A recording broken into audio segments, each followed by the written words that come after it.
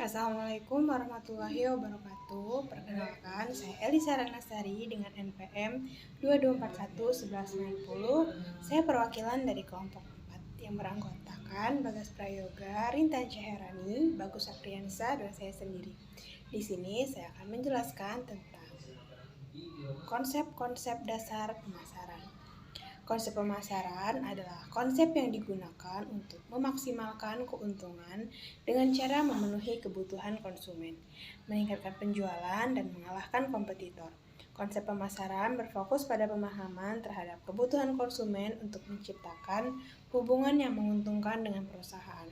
Biasanya, konsep pemasaran disebut juga dengan konsep marketing. Konsep pemasaran memanfaatkan data pemasaran untuk memetakan kebutuhan dan keinginan konsumen agar strategi pemasaran berjalan dengan lebih efektif, seperti materi promosi untuk konsumen yang ingin membeli produk dengan harga rendah dan materi promosi untuk konsumen yang ingin membeli produk dengan harga tinggi. Dalam konsep pemasaran terdapat 3 hal yang perlu dipahami. Yang pertama, kebutuhan. Suatu barang yang diperlukan untuk menjamin keberlangsungan hidup, seperti makanan, pakaian, dan tempat tinggal. Konsep pemasaran yang sesuai untuk memenuhi kebutuhan hidup adalah pemasaran sosial. Selanjutnya yaitu ada keinginan, suatu barang atau jasa yang diinginkan seseorang. Konsep pemasaran yang sesuai untuk memenuhi keinginan adalah konsep penjualan. Selanjutnya ada tuntutan. Saat kebutuhan dan keinginan didukung oleh kemampuan, secara tidak langsung akan muncul tuntutan. Konsep pemasaran yang dapat memenuhi tuntutan konsumen adalah konsep produk. Selanjutnya, pengertian konsep pemasaran menurut para ahli. Ada beberapa pengertian konsep pemasaran menurut para ahli. Yang pertama, menurut Philip Kotler, pemasaran adalah aktivitas sosial dan usaha yang dilakukan untuk mencapai tujuan tertentu, seperti membuat produk serta menukarkannya.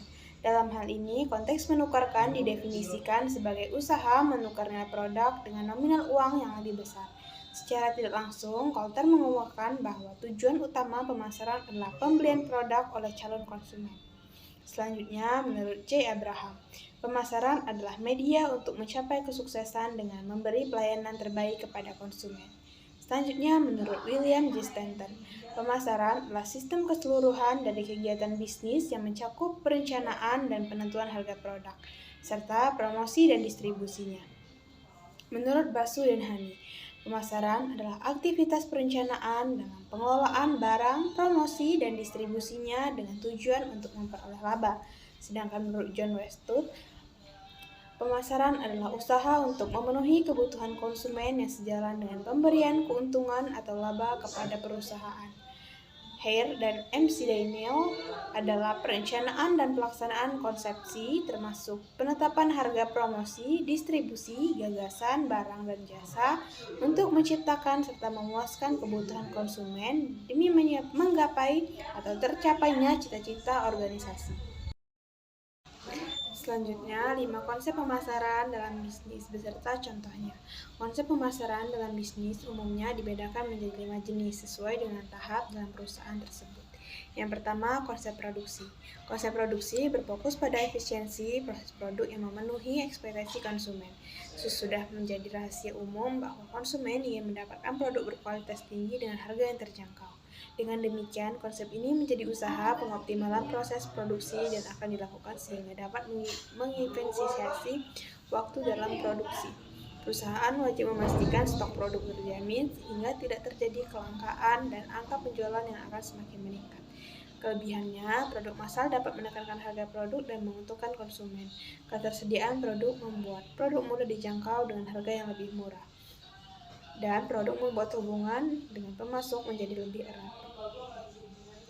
Selanjutnya, contohnya penerapan konsep produksi biasanya terlihat pada perusahaan yang berasal atau berada di Tiongkok.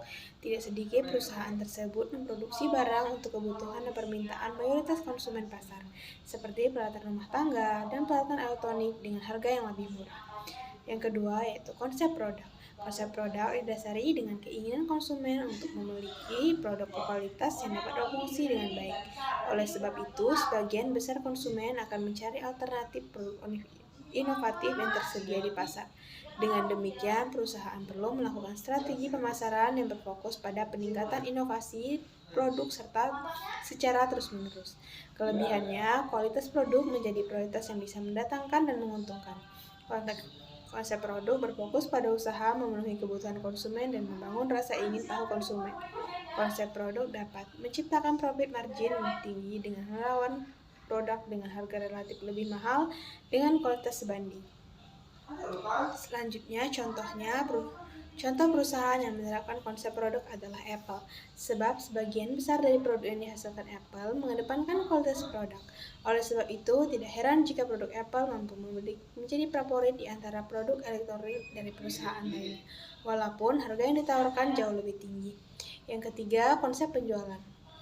Selling adalah usaha perusahaan dalam mengembangkan suatu produk tanpa mempertimbangkan kebutuhan konsumen. Konsep ini memiliki prinsip jika konsumen akan membeli produk mereka jika berjualan secara agresif.